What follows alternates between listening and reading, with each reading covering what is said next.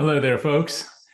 Sorry that you didn't have our jaunty music today, but you do have me, and you will have in a moment a really great friend of the program and the sector. I'll introduce you to all of that in just a moment. My name is Jay Frost, and of course, I'm the host of the Philanthropy Mastermind series, and specifically today, our How to Raise program. This is our weekly CFRE accredited series. So if you came here by accident for some reason, you do want to stick around. It's a place where you can learn the tools and tricks of the trade. And more importantly, today, something that's going to be so important and timely for ensuring the organization can survive in what is a real maelstrom of revenue these days, but also be prepared for what's coming up in the near future.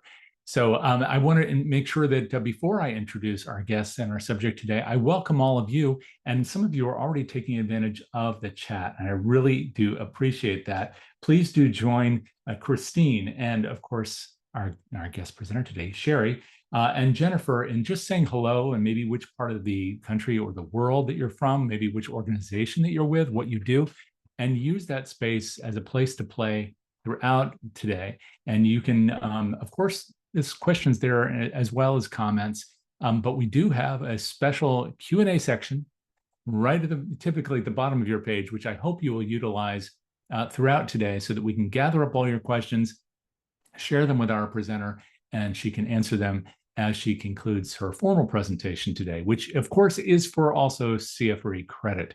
So if you're collecting those credits, today is one of those days when you can do exactly that. So thank you, of course, for Hillary and Joshua, Maura, Christine, Mary, all of you for saying hello. We really do appreciate seeing you here. And yes, I am with Sherry. That it'd be nice to be in beautiful Maui, but all your places are awesome. And it's great to see people here from, my gosh, from Nashville to Evanston to, again, Altadena, and of course to Maui, everybody here with us today. Our session, of course, is on the 5 things that greatly influence how many general operating dollars, or GenOps, your organization raises every year. And as Sherry put in her note, they aren't necessarily traditional fundraising activities. In addition, by the way, to the chat and the Q&A and the presentation you're about to hear from Sherry, I want to make sure that you know that you'll be able to get a copy of the slides of this presentation afterwards. So be on the lookout for an email coming to you in the next, 48 hours or so. And if you don't see it, just look in your spam folder, okay? Because that will have a link to the recording as well as to the slides. I know people ask about that again later, but I wanted to let you know that up front. I also want to give a big shout out to our sponsor, which is DonorSearch.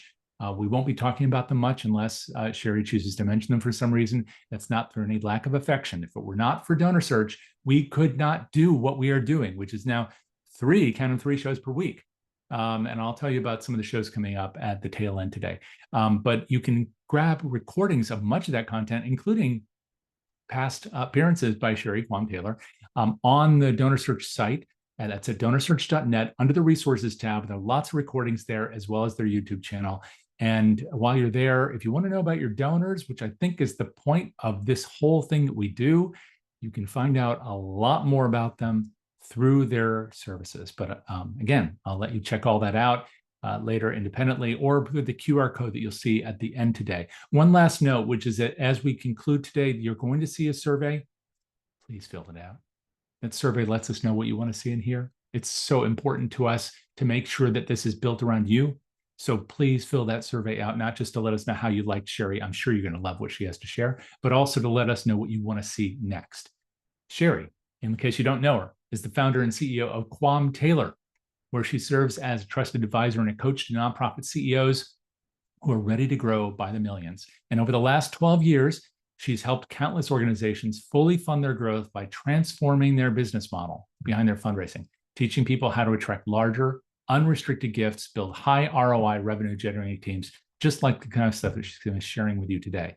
She's also the host of a podcast, which you'll definitely want to check out, The Business Behind Fundraising, and a contributor to the Forbes Nonprofit Council, among other things. So I'm going to stop wasting her space and welcome Sherry back. Thank you so much for being here, Sherry. Jay Frost, thank you for having me. It's great to have you. Oh my goodness. Well, I thank you for some of the familiar faces commenting in the chat.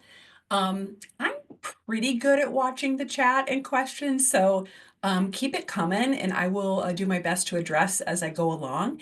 But also, we'll make sure that we save a little time at the end for some Q&A.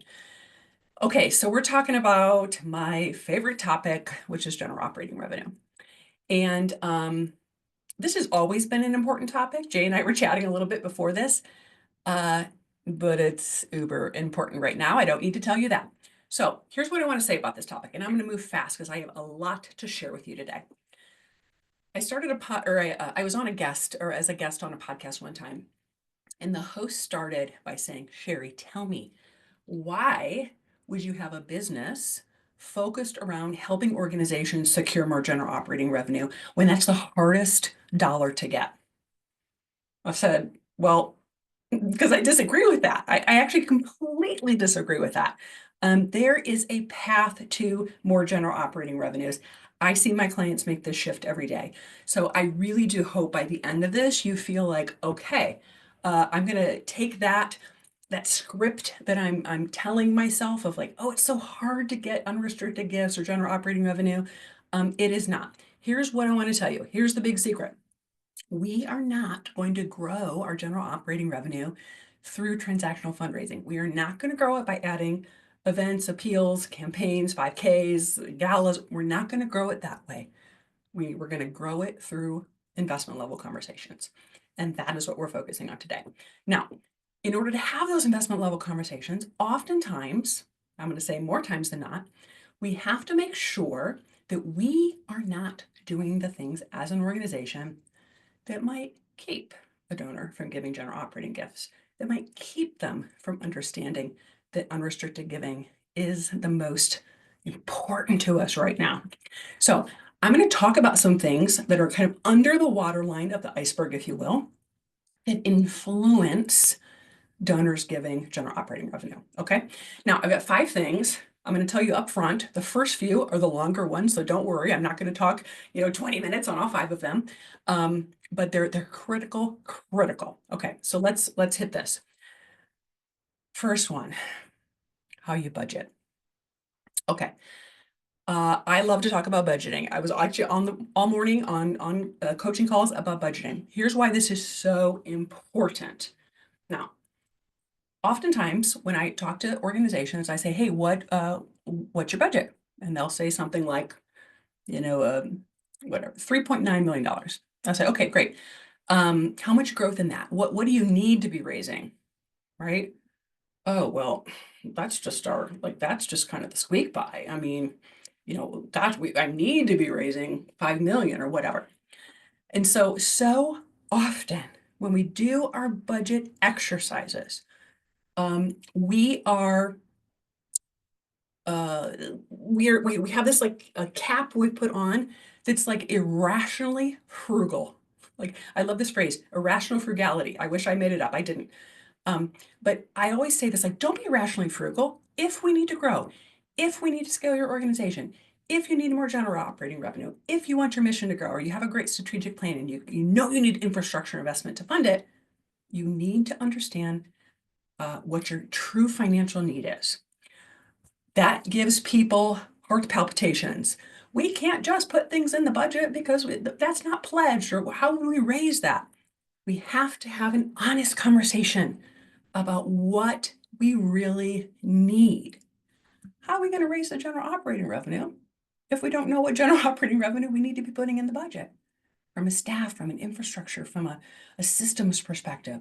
We have to stop budgeting based on what we raised last year a little bit more or what is pledged. Let me talk a little bit more about that. Here's the thing. When we are honest with ourselves, it actually, as to what our financial need truly is, it actually helps you raise more charitable revenue. What? It does. Here's the thing. We have to, as organizations, we have these great strategic plans. I'm going to fund it, right? We have to be comfortable investing in all 3 areas of our organizations. I don't need to tell you this. Programs, admin, fundraising. And on growth years, what if you did have to invest 20% in fundraising because you have big growth plans? Or I don't know, we need to diversify our revenue because we just lost federal funding, or we don't think we're going to get those reimbursements, or our cash flow is sideways. If we are not continually investing in all three areas and being honest when we create our needs-based budgets, this just leaves us vulnerable to funding plateaus, right? Oh, we kind of make the same amount every year. It leaves us landlocked when opportunities come our way. Man, we'd love to participate in growing our program in that adjacent city, but we have no reserve. How would we think about doing that? Um, and it leaves us at risk in times of crisis. Now, as you can imagine, I made this slide during COVID, and here we are in the same situation. It leaves us at risk in times of crisis. So most people, or quite a few organizations, come to me when their funding, their revenue's kind of like this. It's like, oh, it's up a little, down a little. Maybe it actually is going up 5% every year. And I immediately look at what they're spending, what they're investing in their organization. And so oftentimes it's kind of like, well, 91% program, 90. And I say, okay, well, we got to put gas in the engine. I mean, how are we going to grow anything without putting gas in the engine? There's a moment we need to have a decision here. Are we going to start budgeting for the overhead we need, or the general operating we need, or the resources and infrastructure we need to scale and grow? Right? What does that look like, Sherry? Well, let's look at it. What if there was this decision and we said, well, this is the year we're going to get real. This is what we need. Oh my gosh, I feel the nervousness right now. 70% program, that's awful. Well, let's look at this. What happens when we invest more in admin and fundraising for a couple years? What does this look like from a revenue perspective? Well, here's what my guess is that a lot of you are thinking right now. Hold on, but my board wants as much to go to programs, and won't this look bad? And foundations aren't going to fund us with those percentages, or like my charity ranking site I'm going to get a bad grade. Well, here's the reality. When we were spending 90% on programs in this model, real model, that organization was investing 3.6 into programs. Oh, well, now that we're investing 76% of every dollar into program, oh gosh, we're investing 7.1 into programs. But so guess what? We've doubled our investment into our programs. Your fundraisers have to be able to talk like this to donors, right? We have to know our numbers. We have to be able to sit at the table and articulate our budget. And so there has to be this moment where we say, great, that's the board approved budget. What do we need, right? Or maybe the board will come along with you. What do we need? Buying into this irrational frugality is what keeps organizations from being fully funded. These are the misconceptions that are handcuffing this sector that we need to blow off. Now, so I use the word fully funded. That means admin, programming, fundraising. It also means reserve. So I would ask you, and I would challenge you when I say, how do we start getting more general operating revenue? Sherry, why are we starting with budgeting? Okay, well, there are things that oftentimes we're not putting in our budget that are keeping us from growing, keeping us from raising more money, keeping us from securing more general operating revenue, and then raising for these important things that are going to help us scale and grow. And so we have to know what the all-in number is. Now, I'm not saying, oh, Sherry, our budget's $3 million and $12 million is what we need. Like, don't be crazy, right? But what are we not putting in that actually might be blocking our growth? Here's why this is critical when we think of sitting with a donor. And so oftentimes, as I'm coaching fundraisers who are killing it at more of the transactional types of conversations, applications, those types of things, and I say, how would we sit down with this investment level donor and walk them through this type of thing, educate them, help them understand why a general operating gift actually helps us grow our programs? Well, oftentimes when we're budgeting on a squeak by basis or in that irrational frugality mindset, the tone to a donor comes across like this. Well, if we were able to raise 3.2, we would like to do this. We hope we can do this. I'm not sure, but that's why I wanted to talk to you today, right? That's squeak by budget tone. What if I know what I need? What if I have a $3.5 million need? I say, hey, could I walk you through our $3.5 million need? Could I share with you what that looks like? Because like also we have an amazing plan put together. We did our strategic plan, and in 3 years, we have kind of a $5 million need. Could I walk you through that? Which one of those tells that donor, I have a plan of what I would do with your investment? Which one of those builds confidence, builds, wow, this is a good investment. I know this is a good mission, but this is a good investment. It is vital that you create these reachable goals so that you can articulate that need to donors and lead them on this journey. But I'm going to tell you, it is only when we're honest with ourselves and we create real needs-based budgets that we can then actually say, what is the real fundraising plan that achieves that? What are the things we need to be doing to align our hours with dollars that yield that? You can't just up the number and keep doing the same old, same old. What needs to change? What do we need to stop doing? What do we need to start doing? And here's the thing. Oftentimes, fundraising teams and our plans and our activities and our org charts, whatever, they are based on kind of that wrong number in the first place, that squeak by number. It's like, whew, I don't know how you're going to do that, but crank it up, right? And then we're like doing the wrong activities that keep us small and keep us yielding small dollars and keep us from getting securing general operating revenue. And I'd also say keep us from attracting donors that give in this way. And so budgeting, budgeting, budgeting. This is where I start with every single one of my clients, and it feels very scary because I'm asking them to think bigger and I'm asking them to think beyond what's committed. But I'm telling you, it is the way to general operating revenue, your honest, needs-based budget. Okay, so that's number one. Number two, something that greatly influences your general operating is how you see your time. Now, I've been in the nonprofit sector for 13 plus years. Before that, I was at a corporate career. And when I made the shift, this kind of hours to dollars fundraising thing made super sense to me, and here's why. I used to bill on a 6-minute increment. And so I still look at the clock today and I'm like, oh, 4:06, 4:12, 4:18, because I was billing on this 6-minute increment. I knew that my hours had to align with dollars in the field I was in. And so when I moved over into nonprofit, I was like, well, this only makes sense. We can't be doing, these kind of transactional things. I need hours to dollars. We need to be doing these types of things. And that's why we tripled the revenue of the organization in 18 months, because we only did the things that are where our hours were aligned with dollars. So in the methodology I teach, and if you're going to write down anything today, maybe it's this, I would have you really think hard about how do we lead every donor to give their best gift every year? And I love this concept because if $50 is a donor's best gift, how incredible is that they would give it to your mission? Awesome. Let's help them see what their gift is doing. The problem is if somebody's giving you $50 and you see that they might be giving $50,000 down the road, you got a little bit of work to do, right? And so the sad thing is, oftentimes we are doing the things as teams that keep donors from giving their best gift. And so we have to make sure all of those roadblocks are removed. Now, when I say fundraising team, there's 3 parts of a fundraising team.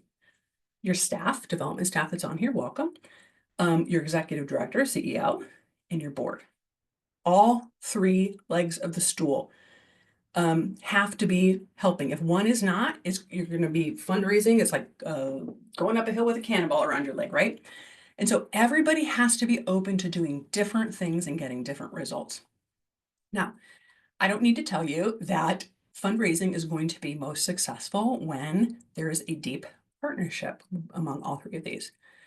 This is like a co-pilot scenario, right? It's not us and them. This is us coming together and making sure we're doing the right things that yield the dollars that we need. Now, the time, your hours, I'm not telling you to track on a 6-minute increment unless you want to. Sometimes it's helpful, actually. But the time of these 3 entities, these 3 groups, is your organization's most valuable asset, right? So every hour we are going to spend fundraising, we have to be rooted in this hours to dollars model. It is critical for your success. So every fundraising professional has a pyramid. Here's mine.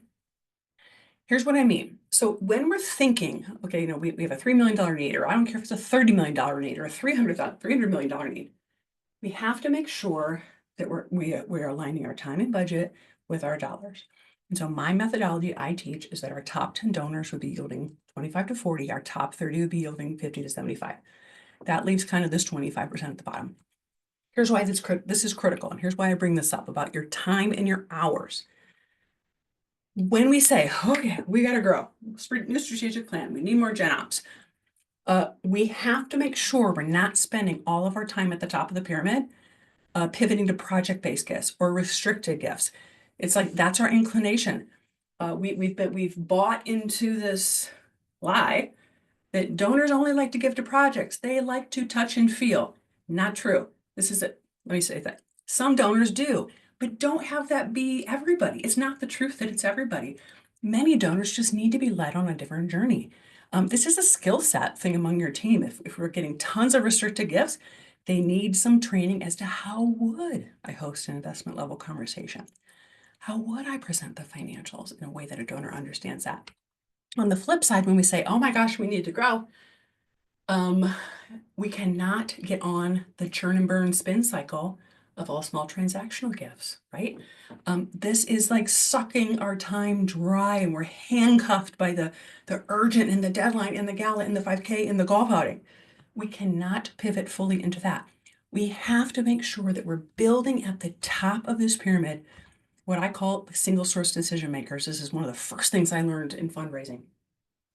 We have to make sure that we are to attract investment level donors who would give unrestricted gifts, that these are one-on-one relationships that are deep relationships. I find the most money sitting on the table from these three things: individuals, private family foundations, private businesses, or I can pick up the phone and say, hey, Chris, can we talk? Right? It's not, well, let me submit the application and see if 30 people give me a yes. Here's the problem, and I'm also going to say opportunity with this. The activities on the left are the activities that attract donors at the bottom of the pyramid, right? This is what we all know how to do. If you Google right now, how to fundraise, this is the list you're going to get. This is what the sector tells you to do. I only want 25% of your revenue coming from those activities. The problem is often 90% of teams' times are spent on these activities. Well, Sherry, what would we do to be attracting donors on the kind of at the top, and then this list on the right, where we would be sitting down and soliciting for general operating gifts?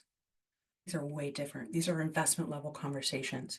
This is exclusive, really customized journeys that we're taking these donors on. So if we look at it one other way, and I'm just going to kind of bring these up, here's why people aren't giving their best gift. Too often, our time is misaligned with the donor's capacity. So we may have investment level donors, major donors, mid-level donors. I don't care if that's $500 for you or $50,000 for you. And we're asking them and soliciting them through some of these things on the bottom left. Yeah, we solicit our donors every year. We have a gala. Yeah, we solicit every year on Giving Tuesday. That's not where I want their time spent, right? People are not giving their best gift because we have mismatched the donor's capacity with the activity. And this is critical. We have to make sure we're using our time wisely and that our team knows how to do this. And so very traditional bottom of the pyramid activities, right? These that we're talking about is this kind of news appeal, annual report. We got the applications, we do the spring, we do the fall, all the things.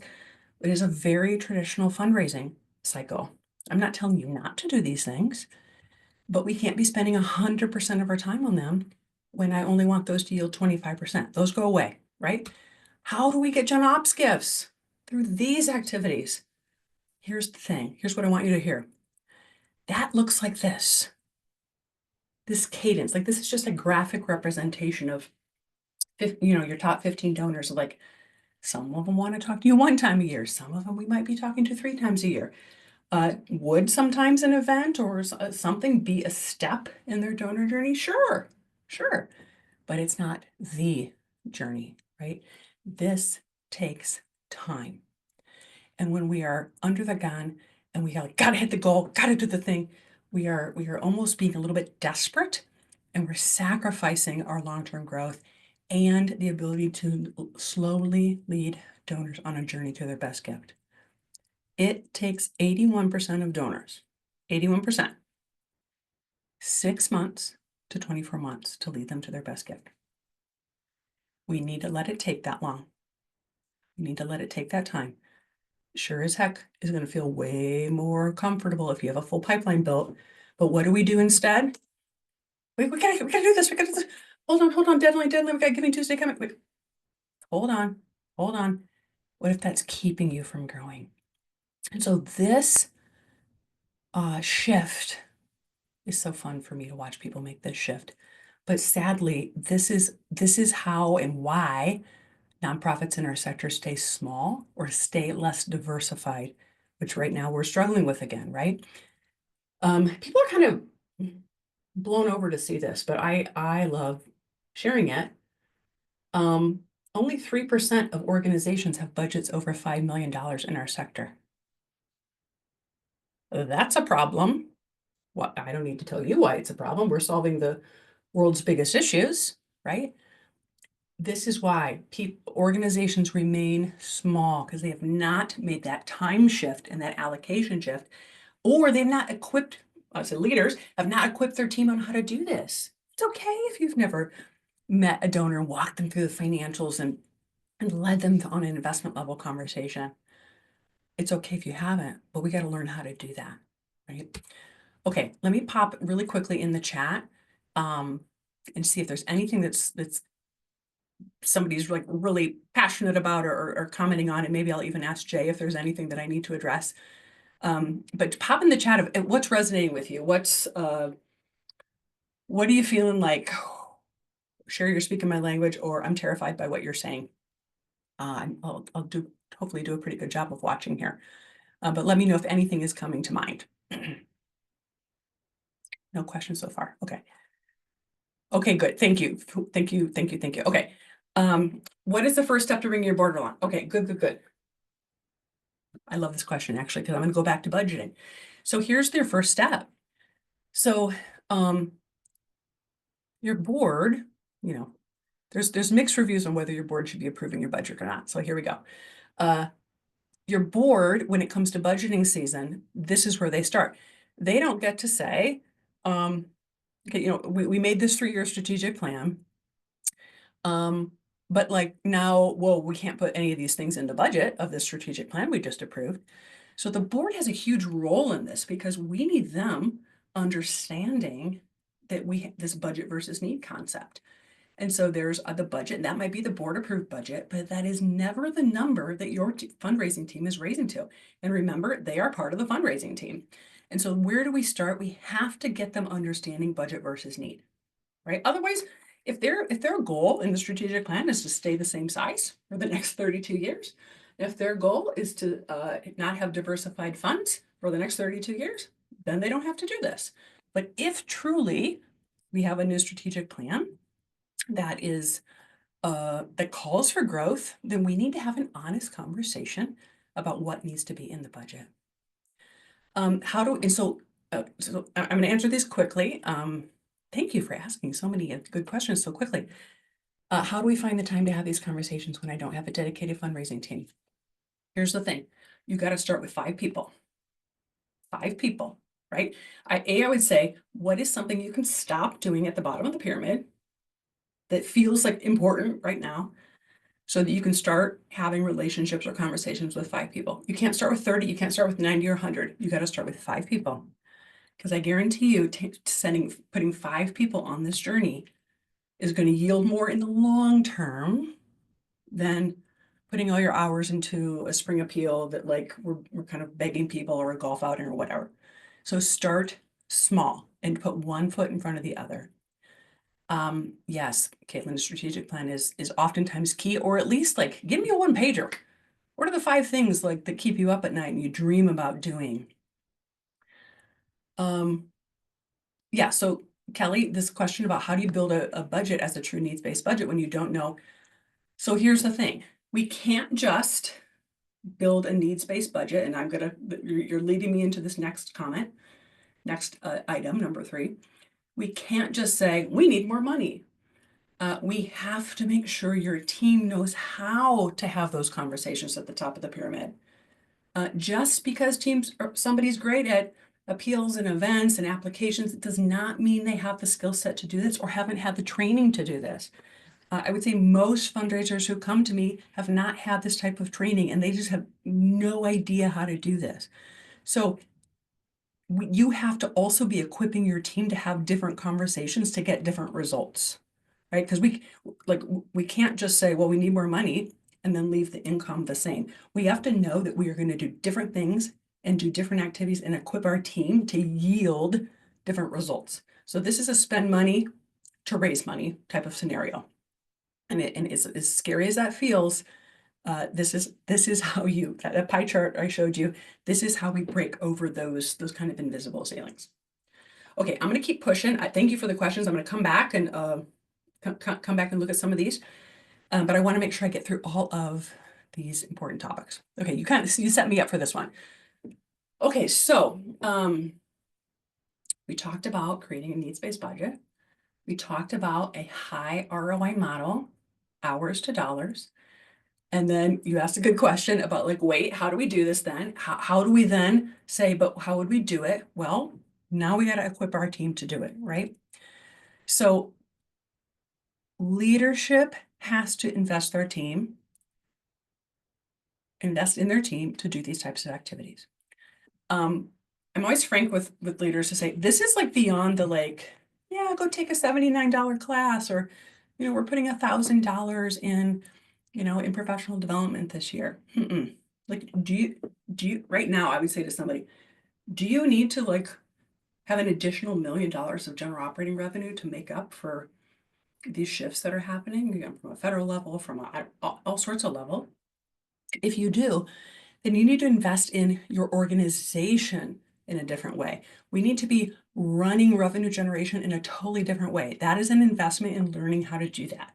And so there has to be this honest conversation about like, do we have the skills to do this? And it's okay if you don't, but then we have to teach our team how to have these conversations. And the sad thing is, like, I always say, like, the sector has tricked us, right? It's like, oh, I think they're great. This person's great at fundraising, or I think this is what fundraising looks like. All of these things that like take too much of our time at the bottom of the pyramid.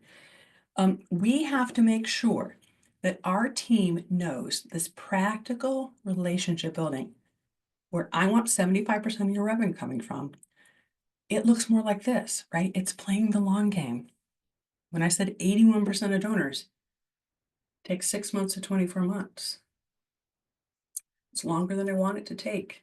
We have to know what we need this year. You know how I talked about budget and need? What do we need this year? Because what are we going to need in 5 years? Well, a donor I meet right now, they might not give for 24 months.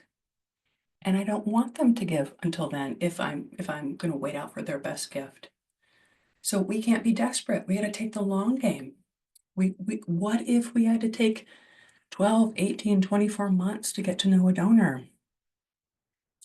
Do we know, how do we reach out to them without asking them for something? Like, how do we have natural conversations? How do we reach out when we don't need anything? Again, that's really making me nervous if I don't have a full pipeline, right? And how do we like comfortably make the ask when we know they're ready and it is a win-win in the relationship and we aren't having to chase them and they don't email me back and all the things. So you have to invest in your team knowing how to fundraise in this way. Your fundraising and general operating, it is what you need for infrastructure, right? I'm preaching to the board here right now too.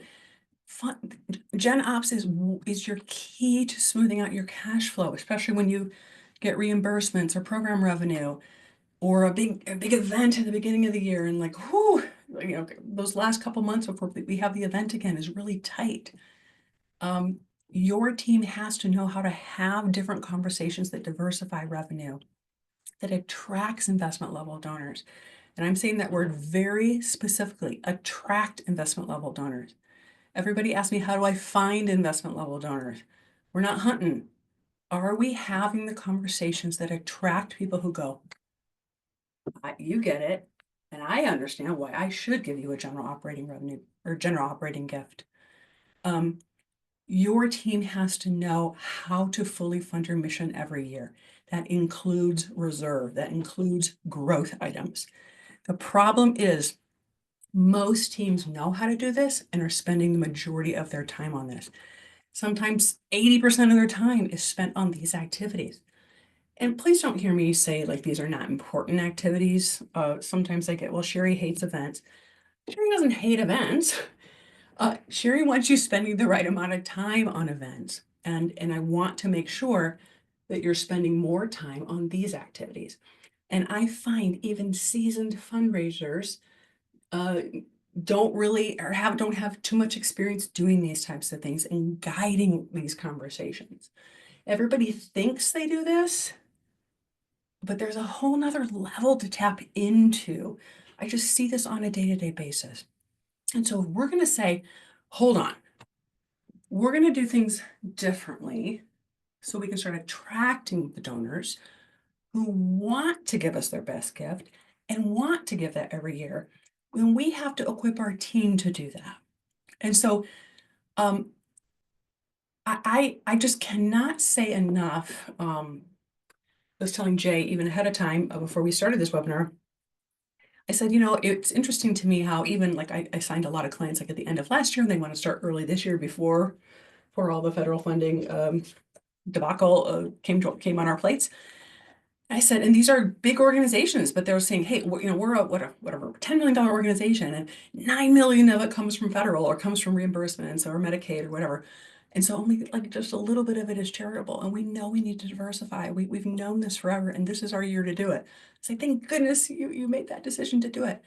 But honestly, it was the same problem in COVID. It was the same problem when I entered the nonprofit space. We have to invest in our teams knowing how to do this. They're gonna you have amazing missions that are worthy of people giving their best gift to, and worthy of being invested in every year. And so remove that block. If you're a leader on here, remove that block and equip your team how to have these investment level conversations in a major way. Okay, I'm gonna push so we can pivot back to questions. So those are my first three. Okay, here is a topic I really like. Okay, one thing I would think about, these are a little bit more tactical and just for you to kind of process here. Okay, let's talk about your Marcom development split. If you follow me on LinkedIn, which I hope you will, I talk a lot about this because I spend a lot of time with my clients on what their team members or what their leaders, what their fundraisers should stop doing and what they should start doing. And this is a huge culprit that is handcuffing development teams from pivoting up into those, attracting those larger gifts. We talked about equipping your team. Okay, now let's talk about, we got to give them time and space to do their job, right? Combined fundraising and Marcom positions. These are two very different roles. These are two different skill sets. These are different pay structures. These are two completely different parts of the pyramid, right? I talked about top of the pyramid. You saw that bottom part of the pyramid was a little more Marcom, right? It's more churn and burn, appeals, and that kind of thing. These are two completely different skill sets. This is those two graphics with all the green dots, and then the appeals and events. Those are the two different skill sets. Oh my gosh! But how would wait? Well, you're talking crazy. How would we ever have enough to hire to? I'm going to frankly tell you, like everybody tells me that when they start working with me, and bluntly, I'm going to tell you they change their mind after creating a financing plan, rooting their organizations in a model. There are so many solutions to this problem. It's rarely one size fits all, but you have to be open to doing something different. You have to be open to prioritizing high ROI activities. This is where organizations get stuck.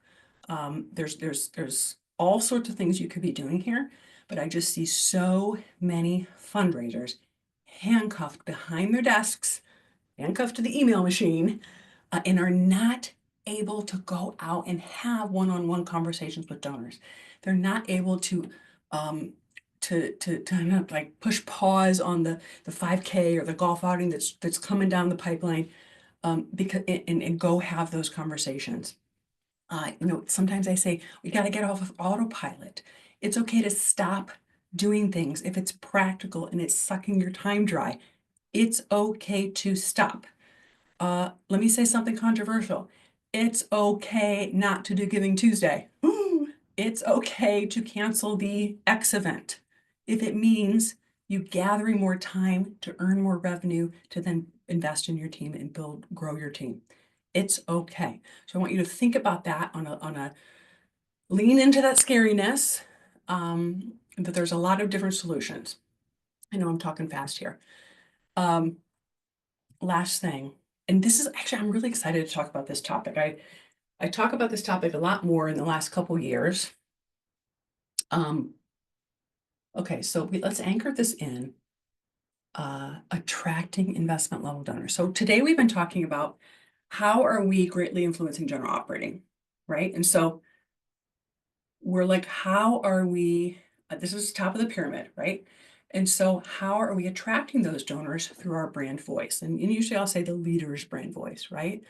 This is a huge miss. Now, let me tell you this flat out, why I actually put this in the presentation. I think I even had a different fifth one and I switched it. Here's why. Because this is a huge area that I find a lot of people miss.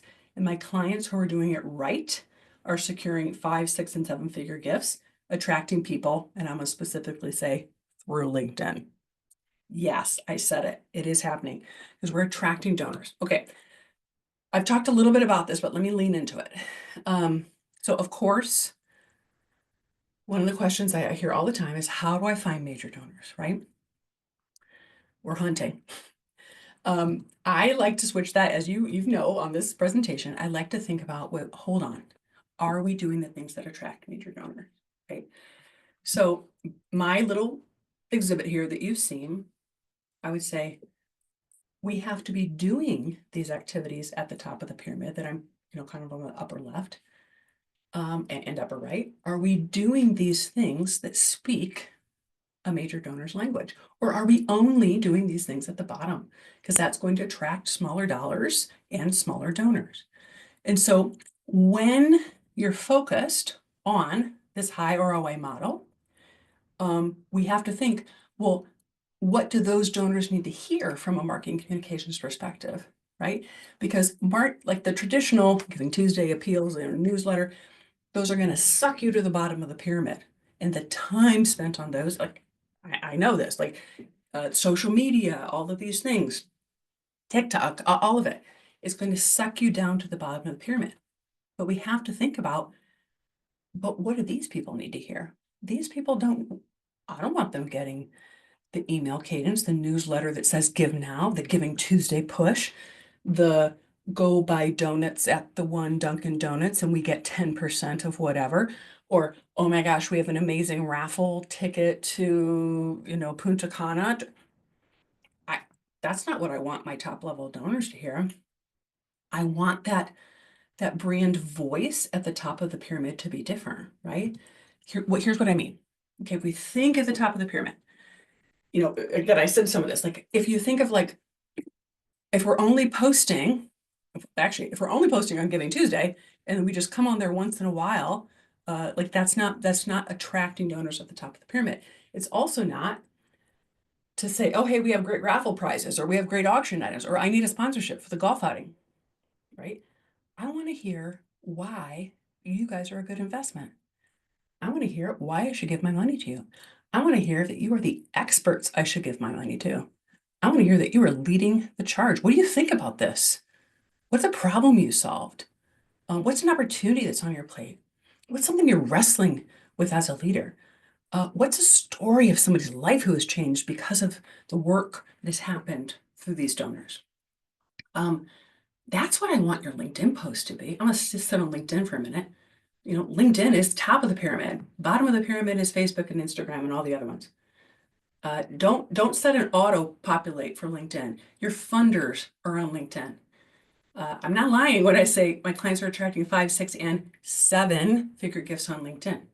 And here's maybe the secret of the day. Everyone is just on there lurking. It's like that there's so much room to run over on LinkedIn. But leadership, has to be speaking that top donors language on LinkedIn. I don't want to see it like Facebook. I don't want to see buy tickets and there's a raffle for a basket of fruit or whatever. So I want to hear thought leadership at the top of the pyramid. Another example. Okay, at the top of the pyramid, we're customizing these donor steps. We're listening. We have a 6-month, 12-month, 18-month, 24-month journey charted out. So it's less about like, well, what's to leave behind? Do we need to print 62 things and leave behind? And it's more like, how am I sitting in this meeting? How am I listening to what that donor's next step should be? How am I leading them to their next step? Tom, I love that question you asked about blah, blah. I actually have a white paper on that our executive director wrote. Would you mind if I pinged that over to you? Great. Or we have a board member who's an expert at that. I think a conversation with them would be really interesting. Would you be open to that? Right? It's like not the like, what's the brochure? It's what's the next step on that donor's journey. Last but not least, I just picked 3 examples for us to just think differently about voice and communications and Marcom at the top versus the bottom. It seems simple enough, but like I just see this wrong so often. Those cookie cutter receipts and acknowledgments, or invoices. I have a whole nother thing to say about invoicing donors, which some people do. But like, it's like, oh, thank you for your tax deductible $2,500 gift, right? No. At the top of the pyramid, we are customizing acknowledgments. We are customizing impact reports. You just let that donor on a journey and ask them to give their best gift. And they did it, right? Now we can't drop the ball. How do we get the next gift? By customizing, by creating an amazing experience leading out of that gift that gets them into that rhythm. So we just worked so hard to lead that donor to give their best gift. And now we got to work on every year, every year, every year. And so we're so busy though, because we're busy doing the deadlines and all the things. It's like, I can't even think about customizing an impact report.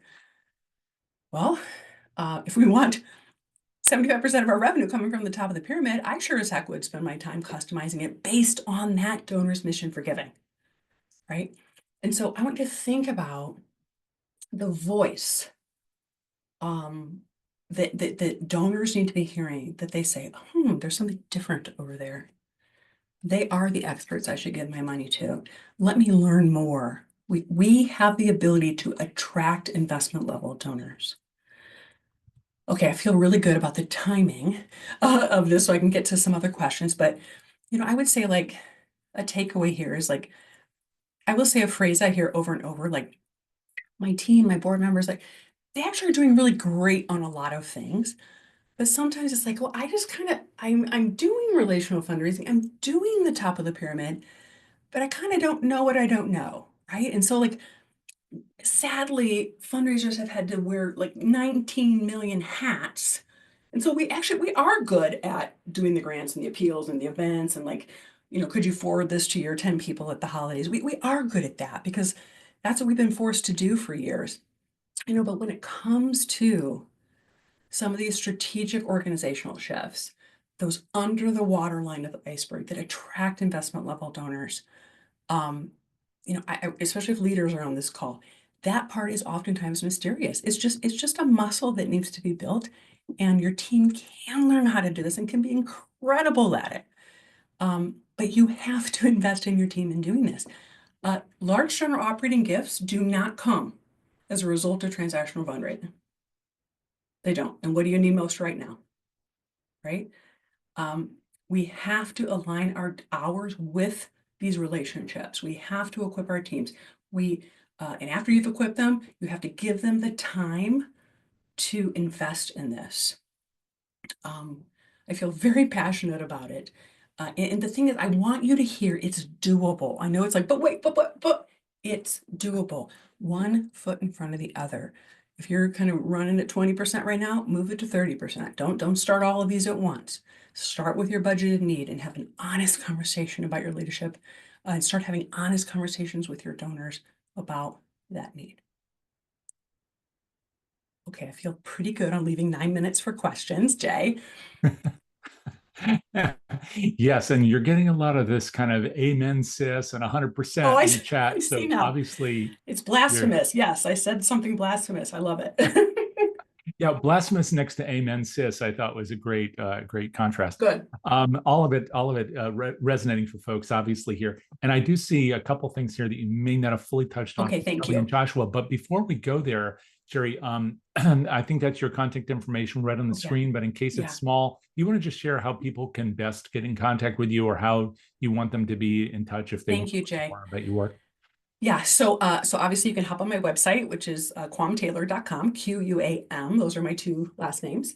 And then LinkedIn is the place to find me. I just talked about LinkedIn. And so Sherry Quam Taylor on LinkedIn. Connect with me over there. I am on LinkedIn every day.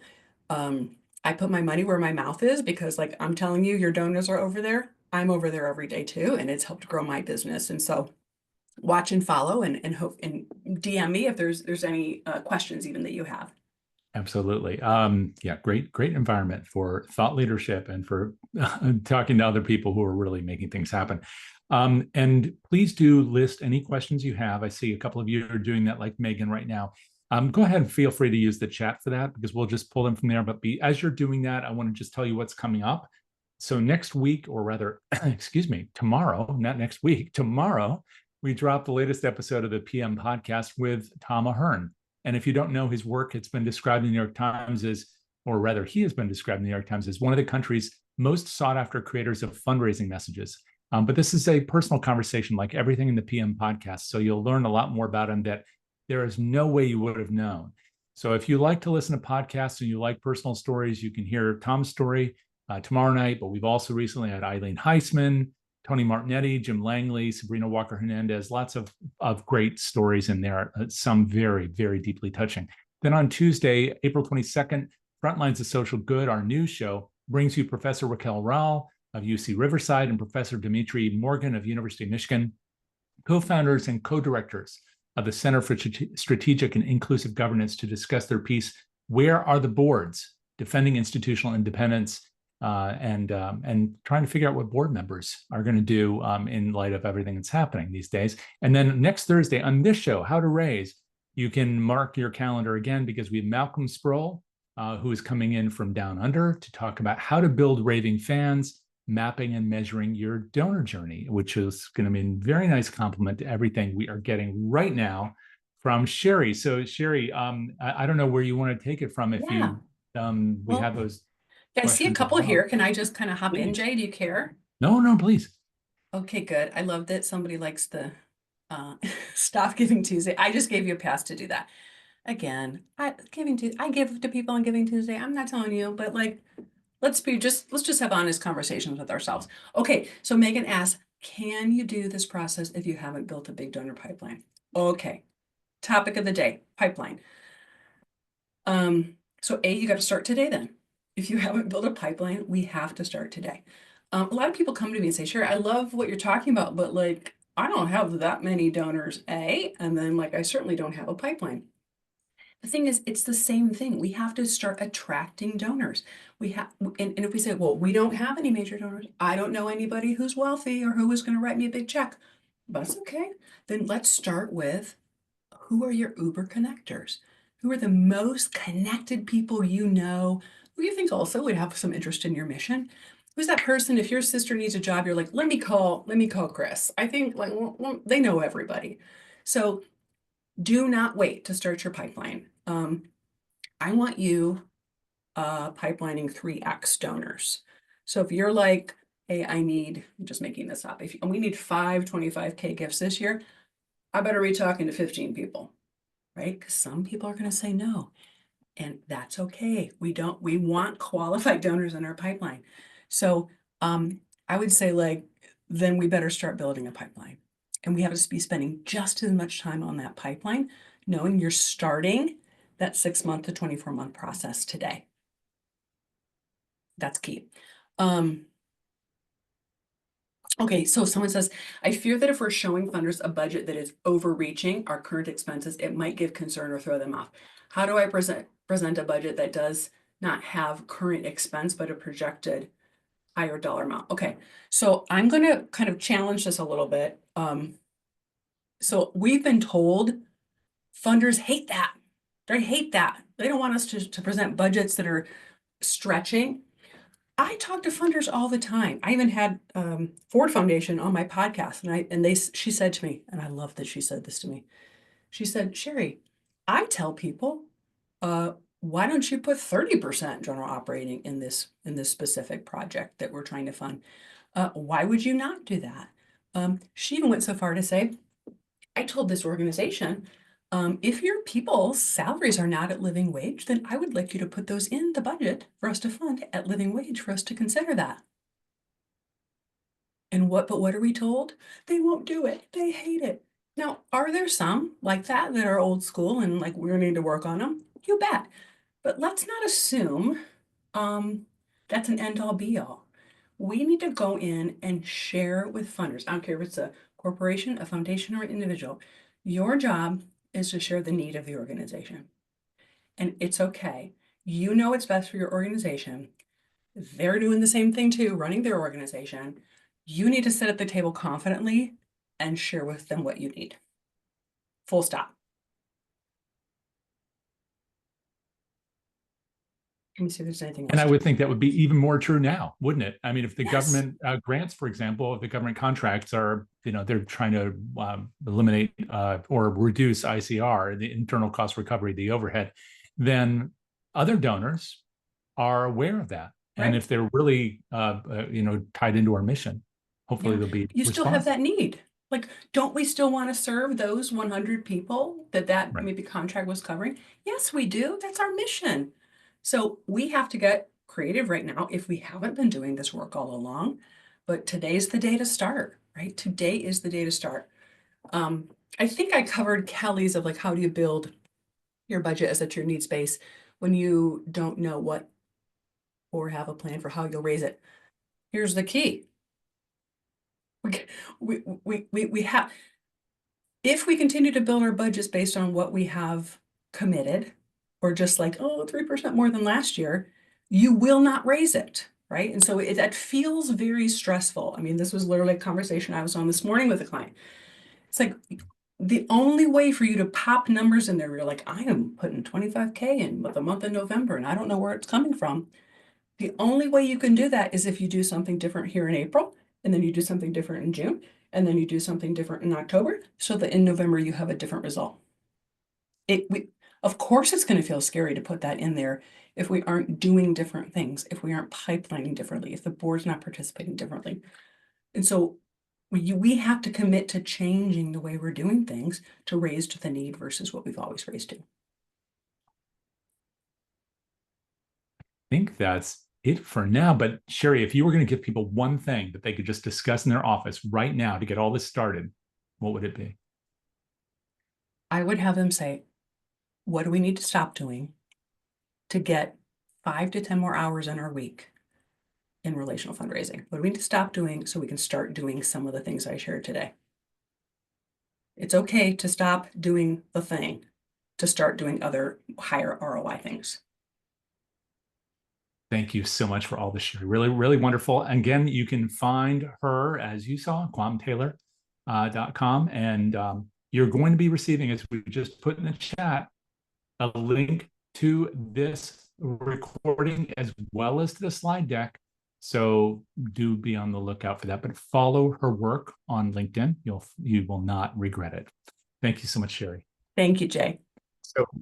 So, folks, I do want to encourage you again to complete that little survey for us, if you would.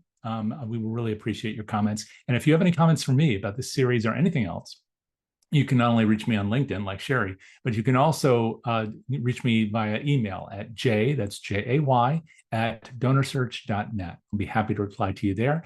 And if you're going to the AFP conference, which some of us will be very soon, we'll be conference, which some of us will be very soon. We'll be recording interviews with the honorees this year, as well as others, and we'd love to meet you. So do send me a note. Let me know if you'd like to get together, or you can drop by the DonorSearch booth where I'll be hanging my hat and recording those interviews. So until next time, hopefully just next week, we'll look forward to seeing you then. And in the meantime, take care.